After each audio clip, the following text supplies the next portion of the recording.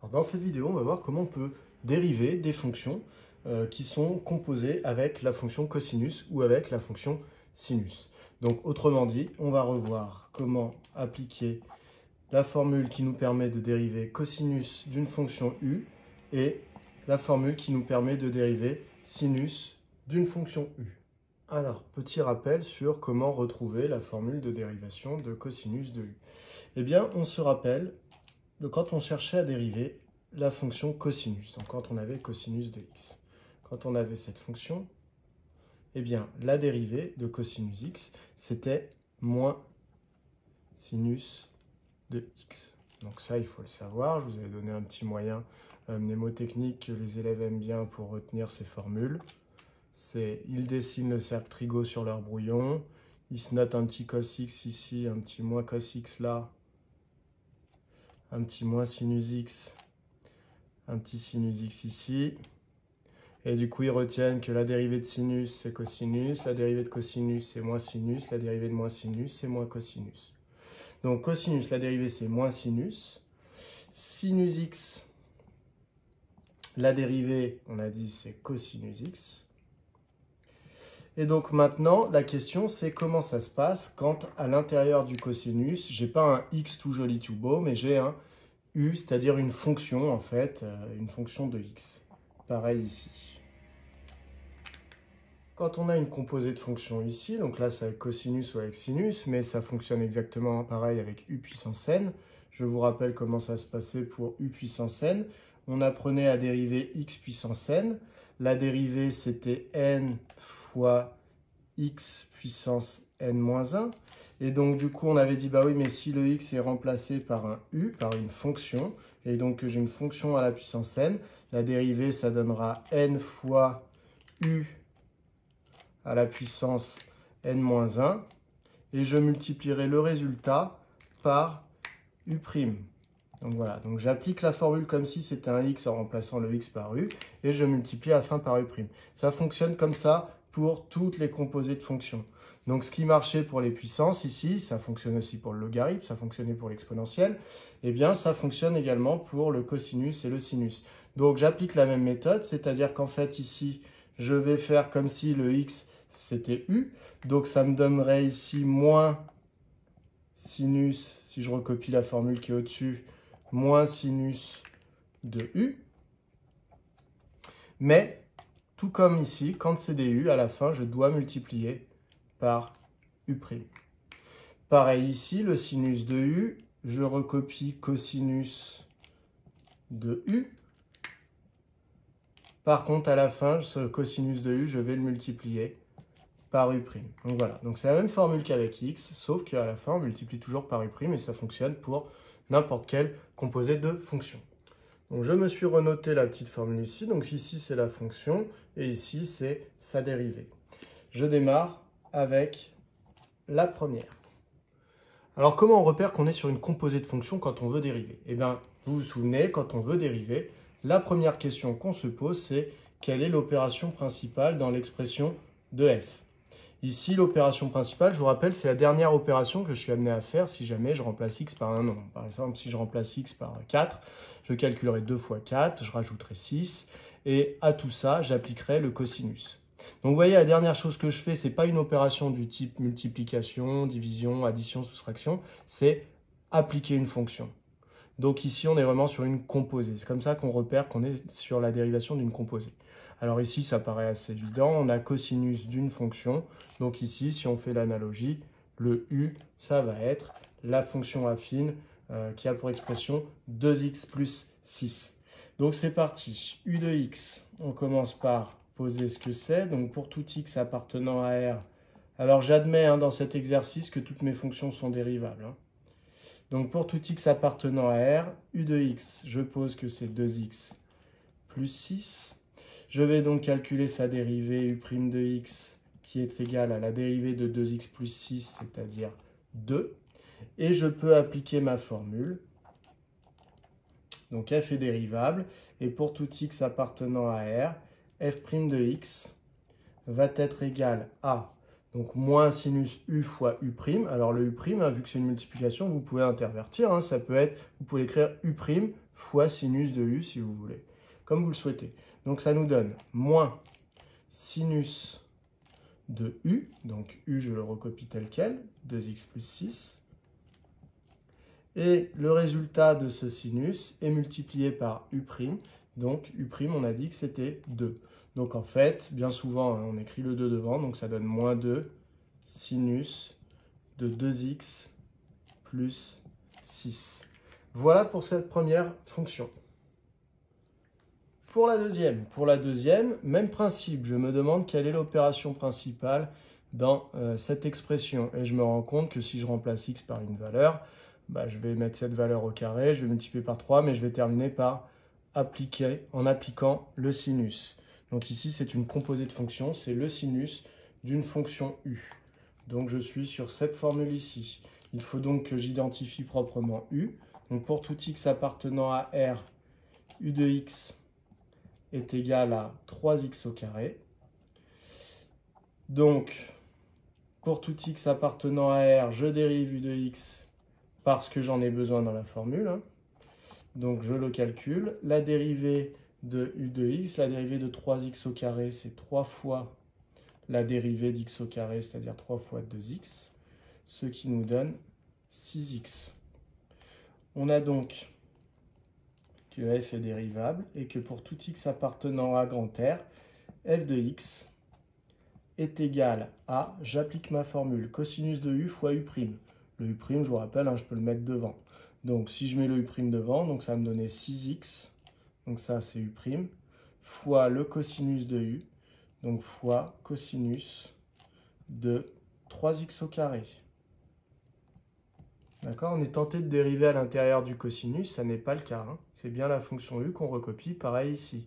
C'est pas u' là, hein. C'est bien u. Donc voilà pour cette dérivée. On passe à la troisième.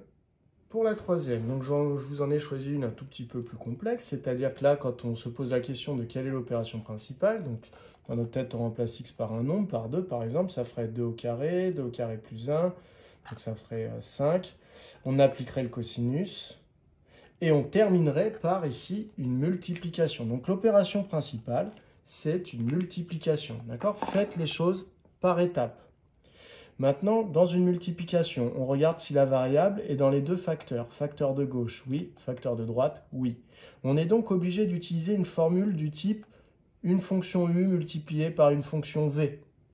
Donc ça, c'est la première étape. Ne vous jetez pas sur le cosinus de u, ça ne sert à rien. Ça viendra en temps voulu. Première chose, c'est l'opération principale, c'est donc la multiplication. Donc je dois identifier une fonction u et une fonction v. Donc, u de x est égal à x et v de x, c'est égal à tout ce facteur, donc cosinus de x au carré plus 1. À partir de là, vous savez que quand je veux utiliser la formule qui permet de dériver une fonction du type u fois v, la formule c'est u' fois v plus u fois v'. Il faut donc que j'ai u' et v'. Donc je les calcule. u' de x, donc toutes ces fonctions sont bien dérivables. Hein. U' de x, dérivée de x, c'est 1. Et v' de x, et c'est là que du coup ça se complique un petit peu. C'est-à-dire que c'est seulement à cette étape que vous allez utiliser une des formules qui est ici. D'accord? Donc ici, on est sous la forme cosinus d'une fonction u, puisque si je cherche l'opération principale, je me rends compte que la dernière chose que je fais, c'est d'appliquer le cosinus. C'est donc une composée de fonctions du type cosinus de u. Alors si on est un petit peu à l'aise, on peut directement appliquer la formule pour éviter d'avoir plein de fonctions annexes ici. Vous voyez que u, en plus, la lettre est déjà prise. Donc, il ne faut pas confondre ce u-là et ce u-là. Hein. C'est vraiment, on ne s'intéresse qu'à ça. Donc, on est sur le cosinus d'une fonction. La formule me dit qu'il faut que je mette moins sinus de la fonction qui était à l'intérieur du cosinus. Donc, sinus de x au carré plus 1. Et que je dois multiplier à la fin par la dérivée de la fonction qui était à l'intérieur du cosinus. À l'intérieur du cosinus, c'était x au carré plus 1. Donc la dérivée d'x au carré plus 1, c'est 2x. Donc finalement, ça me donne moins 2x sinus, donc vous pouvez mettre un fois si vous le souhaitez, sinus de x au carré plus 1. Donc là, cette formule-là, c'est la dérivée de v. Donc en fait, c'est ce qui va venir ici dans ma formule. Donc là, j'ai la fonction u fois la fonction v, donc je vais appliquer cette formule. Donc pour tout x appartenant à R, eh bien f' de x est égal à, j'applique ma formule, donc u' fois v, ça me donne, alors je vais décaler un petit peu, j'efface, hein, vous êtes censé bien la connaître, pour pas que tout se chevauche ici. Donc f' de x égale u' fois v, donc une fois le cosinus de x au carré plus 1, plus u fois v', donc x fois moins 2x sinus de x au carré plus 1. Si je cherche à l'écrire un tout petit peu mieux, ça me donne une fois cosinus de x au carré plus 1, ça donne cosinus de x au carré plus 1.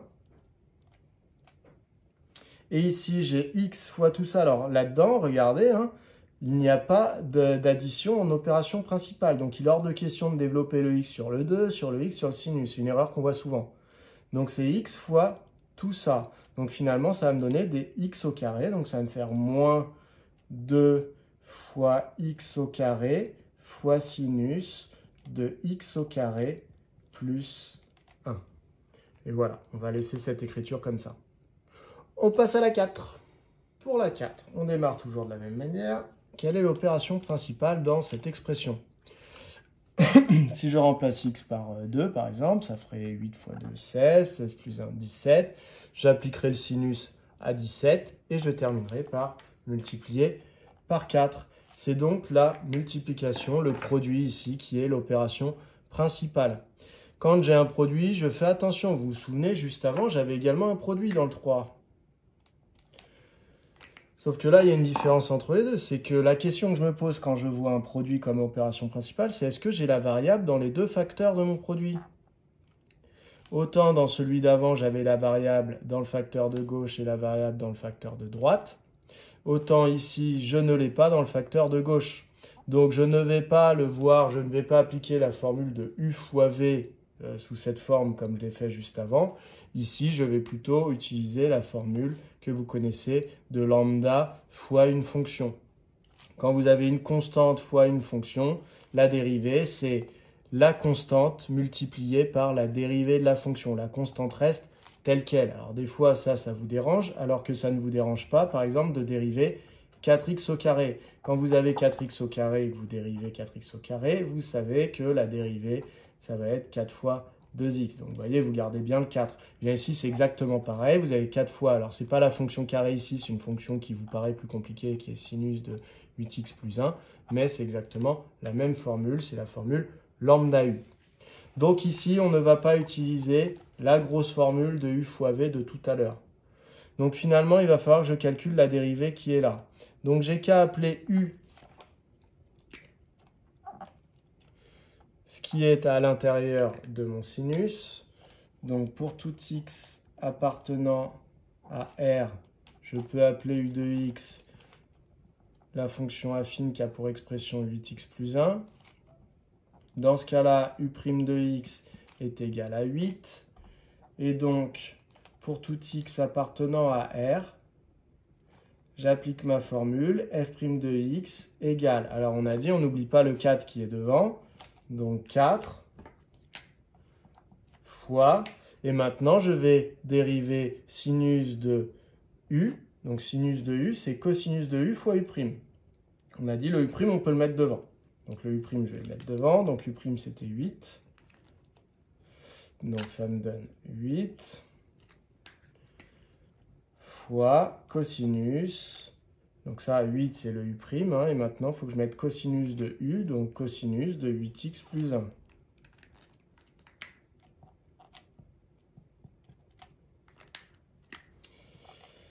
Voilà, donc 4 x 8, 32, donc 32 cosinus de 8x plus 1. Vous avez la dérivée de cette fonction f. À bientôt!